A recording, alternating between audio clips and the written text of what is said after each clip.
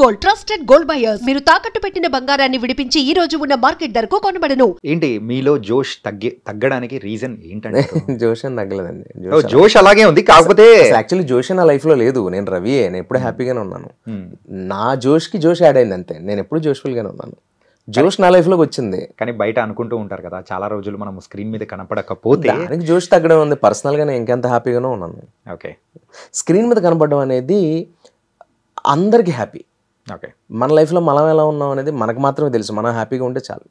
అది మన కళ్ళల్లో, మన లైఫ్ స్టైల్లో తెలిసిపోతుంది. మీరు ఈ మధ్యకాలంలో కూడా చాలా మూవీస్ అనేది అందులో చేస్తూ ఉన్నారు, అన్నీ వస్తూ ఉన్నాయి. కాకపోతే మీకంటూ తగ్గ ప్రామినెంట్ రోల్స్ కానీ ఒక రిజిస్టర్ అయ్యే రోల్స్ కానీ పడకపోవడానికి రీజన్ ఏమనుకోవచ్చు? అదే అసలు అదేమంటారంటే, ఏదో ఆ మాట గుర్తు రావట్లేదు.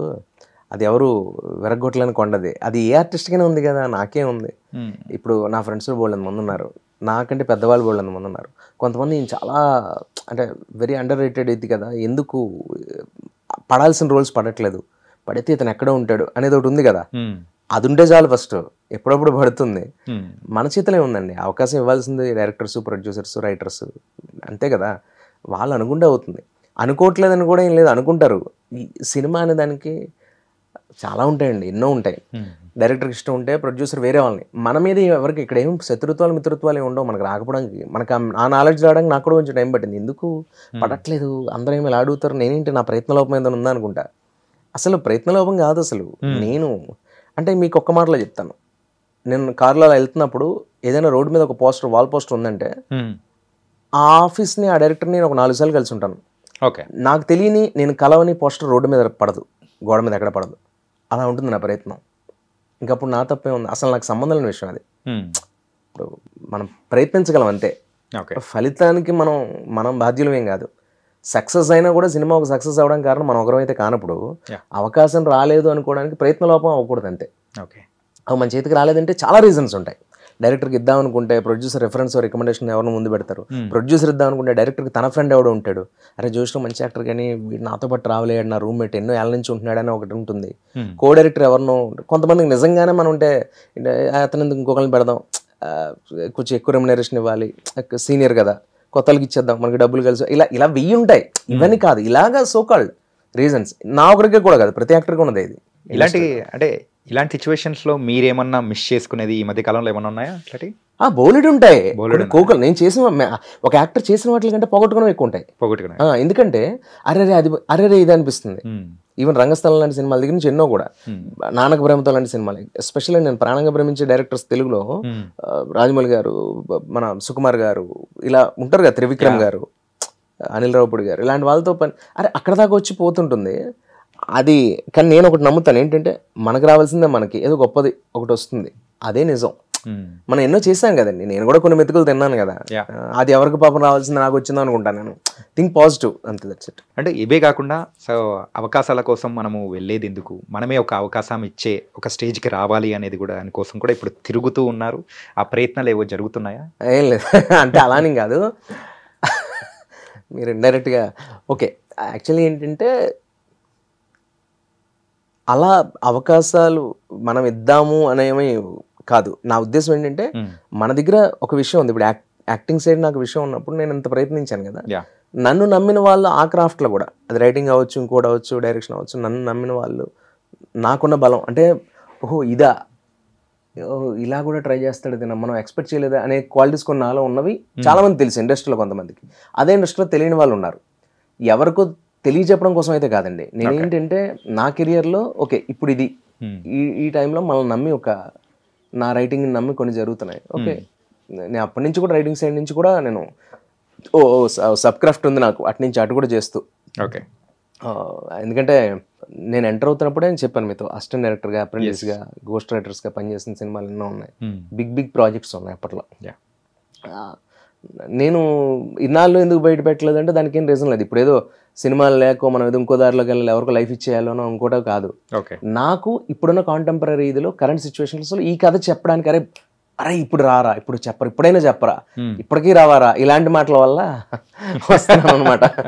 నువ్వు చేయొచ్చు కదరా, నువ్వు అనుకుంటే అవుతుంది, ఎందుకు మనం ఇంకొకరిని అడగాలి, మనం చేయగలం కదా, మనమే ఇంకొకరికి ఇవ్వచ్చు కదా అనే కాన్ఫిడెన్స్ నా తోటి పక్కన ఉన్న స్నేహితులు, ఫ్యామిలీ చెప్పడం, ఒక రకంగా మా అమ్మగారు ఎంకరేజ్మెంట్ అవ్వచ్చు రాయడం అనేది ఫస్ట్ నుంచి, ఎందుకంటే ఆవిడ హిందీ పండిట్ అవ్వడం. అందరూ మా ఇళ్ళలో అందరూ చదువుకున్న వాళ్ళే, అందరూ గవర్నమెంట్ జాబ్స్ ఎక్కువ. మా మామయ్య గారు సోషల్ మాస్టర్ అవ్వడం. ఓకే. అందరూ దానివల్ల కొంచెం ఇంట్రెస్ట్, రైటింగ్ సైడ్ అనేది ఇంట్రెస్ట్ అనేది కొంచెం, దానివల్ల రాసాం, దాన్ని నమ్మారు. ఎన్నో కథలు వర్క్ చేసాం. బట్ మనం ఏంటో కూడా భగవంతుడు మనకు టైం ఇచ్చినప్పుడు అంతే. రీసెంట్ టైమ్స్లో మీ రైటింగ్ స్కిల్స్ ప్రకారం ఒకసారి అబ్జర్వ్ చేసుకుంటే తమిళ్ మూవీస్ సైడ్ అనేది కూడా మీ వర్క్స్ అనేది కూడా ఎక్కువ నడుస్తున్నాయి కదా. ఏంటి రీజన్? తెలుగు ఇండస్ట్రీ ఏం కాదు బట్ చేస్తున్నానండి. But you are busy with that all the works. తెలుగుతో కంపేర్ చేసుకుంటే తమిళ్లో బిజీ అయిపోవడానికి రీజన్ ఏంటండి? అలా ఏమండి, మనం ఏదో ఇక్కడ ఒక మొక్క నాటితే అది ఒక రావి చెట్ల ఒక స్థాయికి వచ్చాం మనం, ఏదో ఒక లెవెల్లో. బట్ మళ్ళీ దానికి నీళ్లు పోసిన నాదుడు లేనప్పుడు మనం ఒక చోట ఆగిపోకూడదు కదా. ఇప్పుడు ఇక్కడ మనకు వర్క్ కోసం వచ్చారు మీరు హైదరాబాద్లో ఒక ఆఫీస్లో వర్క్ దొరకలేదు, ఇంకో ఆఫీస్కి వెళ్తారు కదా మీరు, అంతే, దట్స్ ఇట్. అలాగే నేను నా ప్రయత్నంలో నేను తమిళ్లో, నేను కన్నడలో కూడా చేశాను. నేను ఖుషి ఖుషి ఆగి ధ్రువ్ సర్జా ఈ సినిమాలని గోల్డెన్ స్టార్ గణేష్తో పనిచేశాను, చేస్తూనే వచ్చాను. కన్నడ తమిళ్లో మొట్ట శివగడ్డ శివ నుంచి మొదలు 7 సో మెనీ ఫిల్మ్స్. ఇప్పుడు తమిళరామయ్య గారు అబ్బాయి సో మెనీ, ఇప్పుడు దాము గారు, పారంజిత్ గారు వాళ్ళ టీంలో, అండ్ మన ఖుష్బు గారి హస్బెండ్ మన సి సుందర్ గారి దగ్గర అసోసియేట్ గారు ఒక ఆయన. కొన్ని జరుగుతున్నాయి, అంటే కొన్ని అఫీషియల్గా వాళ్ళు డేట్స్ మనకు కన్ఫర్మ్ అయ్యాయి, కొన్ని చెప్పచ్చు. But I'm happy Tamil also. అంటే ఒక యాక్టర్కి ఎవరికైనా కానీ ఇన్ని సంవత్సరాల నుంచి ఇండస్ట్రీలో ఉండి అప్పుడు మనం ఒక గోల్డెన్ ఎరా అనేది కూడా మనం చూసింటాం. అంటే మన లైఫ్లోనే ఎక్కడి నుంచి మనం స్టార్ట్ అయ్యాము, అరే ఇది మనం చూడాలనుకునేది చూసాము, ఇంకా సాధించాలని ఒక పొజిషన్కి అనేది వెళ్ళాలనే సిచ్యువేషన్స్లో ఒకసారి కొంచెం గ్రాఫ్ అనేది తగ్గుతుంది. మళ్ళీ దాన్ని బీట్ చెయ్యాలి అని చెప్పేసి కసితో పనిచేస్తారు చూసిన. ప్రెసెంట్ ఇప్పుడు మీరు ఆ స్టేజ్లో ఉన్నారా? అదికి మేలే కాకపోతే ఏంటంటే ఒక విస్ఫోటనం చెందడానికి అరవక్కర్లే. ఓకే. నేను ఒకటి రాశాను, అది కూడా నా రైటింగ్ సైడే. ఎప్పుడు కూడా మంట అనేది అప్పటికప్పుడు వెలిగించే మన చేతులతో అగ్గిపుల్లలా ఉండకూడదు. అది వెలిగి ఆ క్షణమే వెలుగుతుంది, ఆ క్షణమే ఆ మందున్నంతసేపు ఆరిపోతుంది. అలా కాదు, నేను సముద్రంలో లావాలా ఉండాలి మనిషి ఎప్పుడు కూడా. అంత పెద్ద సముద్రం ఉన్నా లోపల రగులుతూ ఉంటాం కదా, అలాంటిది ఒకటి ఉంది నాలో. చూపిస్తానని అంటలేదు నేను, ఓకే, బట్ చేస్తాను ఖచ్చితంగా. సో మేము ఎప్పుడు ఎక్స్పెక్ట్ చేయొచ్చు? అలా ఏం లేదండి, అది ఏమండి, అదే పని మీద తిరుగుతూ సంవత్సరాలు అయిపోయిన వాళ్ళు ఉన్నారు, అదే పని మీద వచ్చి ఫ్లైట్ దగ్గరనే డైరెక్టర్ అయిపోయిన వాళ్ళు ఉన్నారు. అవునా? మనమే చూస్తున్నాం, షార్ట్ ఫిల్మ్స్ తీసి కోట్లల్లో 100 కోట్లలో సినిమాలు తీసి 1000 కోట్లు కలెక్ట్ చేసి చూపించారు వాళ్ళు. ఇక్కడ ఎక్కడి నుంచి వచ్చావు, ఎలా వచ్చావు అనేది కాదు, టైం వచ్చినప్పుడు నువ్వు అక్కడ ఉండి నువ్వు అనుకున్నది చేసి నిరూపించుకోగలిగావా. ప్రొడ్యూసర్ని సేఫ్ చేయాలండి. నేను ఎప్పుడు రంగంలోకి దిగుతానంటే, ఓకే నేను దాని మీద వర్క్ చేసి రీసెర్చ్ చేసి దీనికి నేను దీన్ని నేను చూపించగలను, చేయగలను, ఇప్పుడున్న టెక్నాలజీస్ అన్ని తెలుసుకుని. మామూలుగానే నాకు బేసిక్గా యాక్టర్స్ అందరికీ లెన్స్ ఏంటి, ఎక్కడున్న ఫ్రేమ్ ఏంటి, మనం ఎవరినో ఓవర్లాప్ చేయకూడదు, ఎక్కడున్న లైట్ తీసుకోవాలి, ఇవన్నీ తెలుసు కదా మాకు. దీని మీద మేము హోంవర్క్ మామూలుగానే మాకు తెలుస్తుంది, లెన్స్ మీద చిన్న అవగాహన ఉంటుంది అన్నట్టు, లేకపోతే వాడు యాక్టర్ కాలేడు.